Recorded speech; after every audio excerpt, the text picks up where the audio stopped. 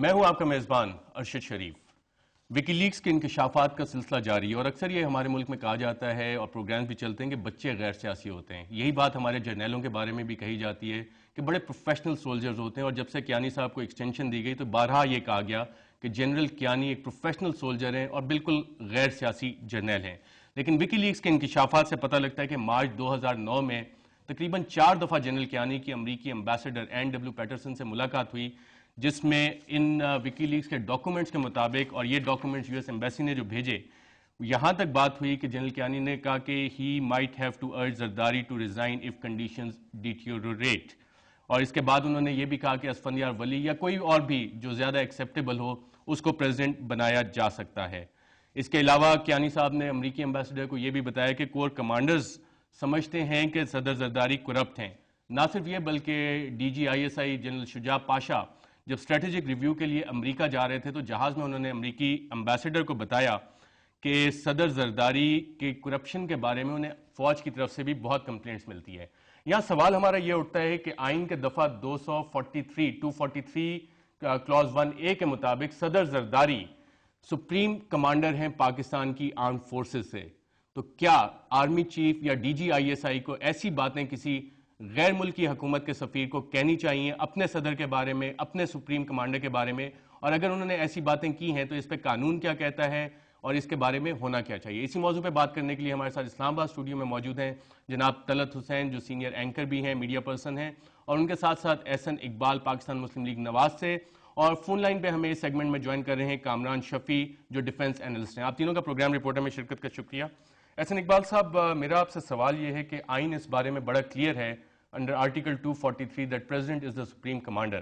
اگر ان وکی لیکس کے انکشافات کے مطابق جو ڈاکومنٹس یو ایس ایمبیسی نے بھیجے ہمارا آرمی چیف اس طرح کی باتیں کر رہا ہے، تو کیا وہ کو پلان کر رہا تھا یا اس طرح کی باتیں اسے کرنی چاہیے تھی؟ بسم اللہ الرحمن الرحیم۔ شکریہ۔ پہلی بات تو میں یہ کہوں گا کہ ہماری پارٹی کا موقف تو بہت واضح ہے، اور پچھلے 10 سال سے ہم نے پاکستان کے اندر پالیٹکس کے اندر ملٹری اور اس کی ایجنسیز یا کسی قسم کی منگلنگ کے خلاف ایک ریزسٹنس کی ہے، اور ہم سمجھتے ہیں کہ پاکستان کا جو ڈیموکریٹک سٹرکچر اور فیڈریشن ہے اس کو مضبوط کرنے کے لیے ضروری ہے کہ سپریمیسی آف کانسٹیٹیوشن کو یقینی بنایا جائے۔ آئین کے تحت جن اداروں کا جو دائرہ اختیار ہے، اور یہ بار بار ہم اس چیز کو دہرا بھی چکے ہیں کہ ہر ادارہ اپنے آئینی حدود کے اندر رہ کے کام کرے، تو ہم پاکستان کے اندر سٹیبلٹی بھی لا سکتے ہیں، ڈیموکریسی بھی مضبوط ہو سکتی ہے، اور پاکستان میں رول آف لا کا تصور بھی عام ہو سکتا ہے۔ لیکن اگر ادارے اپنی لمٹ سے ہٹ کر کام کریں گے، اگر فوج جیسے کہ پچھلے 8 سال میں جنرل مشرف کے دور میں ڈائریکٹلی براہ راست سیاست کے اندر ملوث تھی، جو فوج کی ایجنسیاں جن کا کام سیکیورٹی تھا ان کو پولیٹیکل ایجنڈاز کے لیے اور سیاسی جماعتوں کو بنانے اور توڑنے کے لیے استعمال کیا جاتا رہا، اس نے جہاں ملک کی سیاست کو متاثر کیا وہاں خود فوج کی پروفیشنلزم کو اور فوج کی ریپوٹیشن اور اس کی عوام کی نظر میں ساکھ کو بے حد کانٹروورشل یا متنازع احسن بنا دیا۔ اقبال صاحب، میرا بڑا سیدھا سا سوال ہے، جو آپ نے باتیں کی، کیا یہاں پہ آئین سے تجاوز کیا گیا ہے؟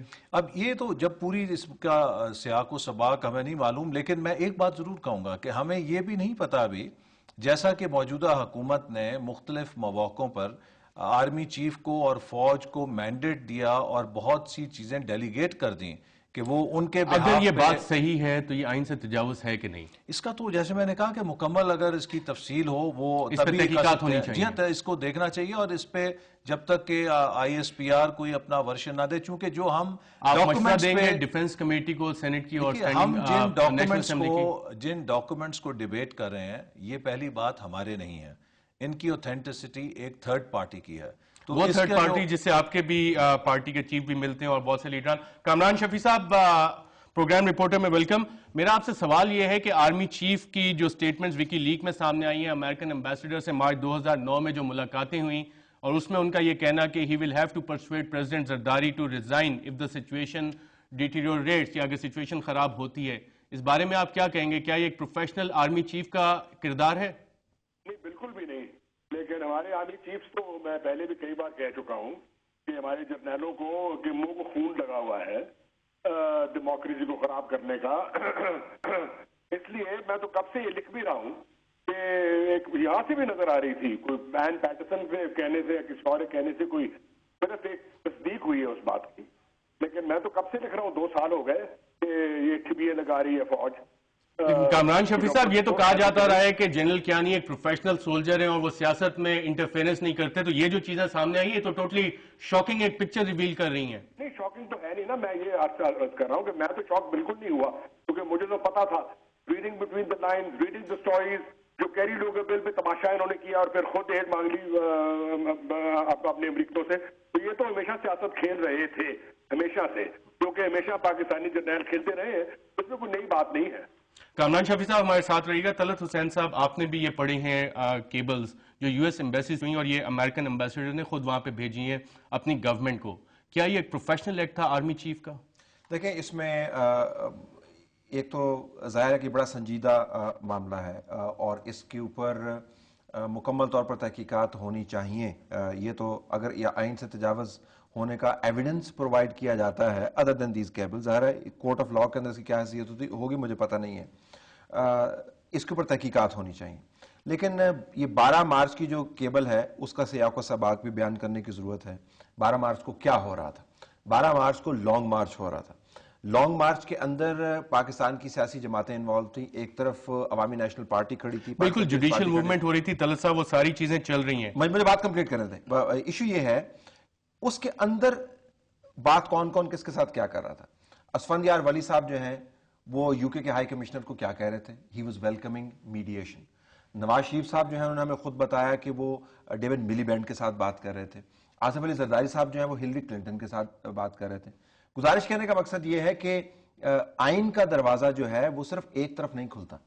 آئین کا دروازہ جو ہے سیاستدانوں کا تو کام ہے ان سے انگیج کرنا، امبیسڈرز کے ساتھ انگیج کرنا، لیکن اپنے سپریم کمانڈر کے بارے میں ایسی بات کرنا، کیا یہ ایک آرمی چیف کو زیب دیتا ہے؟ دیکھیں، مجھے نہیں پتا کہ یہ جو این پیٹرسن کی جو کیبل ہے اس کو آپ کتنا مستند جانیں گے. میرے خیال میں مستند ہے، میں نے اس کے اوپر خود پروگرامز کیے ہوئے ہیں. کل صاحب، اس میں کتنی حقیقت ہے کتنی نہیں؟ میاں افتخار نے آج اس کی کنفرمیشن دی ہے اور ہم اپنے پروڈیوسر صاحب سے کہیں گے کہ اگر وہ ناظرین کو سنا سکیں کہ اس بارے میں میاں افتخار کا کیا کہنا ہے. ایسا ہے کہ بالکل میں یہ سمجھتا ہوں کہ یہ ایک ہماری خوش قسمتی ہے عوامی نیشنل پارٹی کی کہ ان پہ ایسا اعتماد کیا گیا کہ ہمارے قائد کو صدر کے عہدے کی آفر ہوئی اور اس نے پارٹی سے بھی مشورہ کیا اور خود اس نے یہ مناسب سمجھا کہ چونکہ ہماری اکثریت نہیں ہے تو ہم کس بنیاد پہ یہاں پہ صدارت کا عہدہ سنبھالیں گے. تو یہ بھی خوشی کی بات ہے کہ آج اس ملک میں ایک ایسی اسوری پارٹی موجود ہے کہ وہ ملک کے سب سے اعلیٰ ترین عہدے کو بھی اصولوں کی بنیاد پہ پرکھتے ہیں اور انہوں نے یہی مناسب سمجھا کہ جس کا حق ہے اسی کو ملے. چونکہ پیپلز پارٹی کی اکثریت تھی اور پیپلز پارٹی ہی کو صدارت ملنی یہاں پہ جمہوریت کا ایک حصہ تھا، لہٰذا اسفندیار ولی خان صاحب نے اس کو جو آفر ہوئی تو انہوں نے خود یہی کہا کہ چونکہ بڑی پارٹی پیپلز پارٹی ہے ان کا حق بنتا ہے اور میں چونکہ اکثریت کی پارٹی نہیں ہوں تو لہٰذا میں صدارت لینے سے معذرت کرتا ہوں اور یہی بات ہے. جی، یہ تھے میاں افتخار جو بتا رہے تھے اسفندیار ولی کو آفر ہوئی. اس پہ بھی ہم بات کرتے ہیں اور میرے خیال نیکسٹ سیگمنٹ میں ہمارے بیورو چیف ظاہر شاہ ان سے بھی ہم بات کریں گے. یہاں پہ ہم ایک چھوٹا سا وقفہ لیں گے اور وقفے کے بعد اس مسئلے پہ اپنی گفتگو جاری رکھیں گے کہ کیا پاکستان کے آرمی چیف کو اپنے سپریم کمانڈر کے بارے میں ایسی باتیں کسی غیر ملکی سفیر کو کہنی چاہیے یا نہیں، اور اگر کہیں ہیں تو اس کے بارے میں کیا کرنا چاہیے. ایک وقفے کے بعد.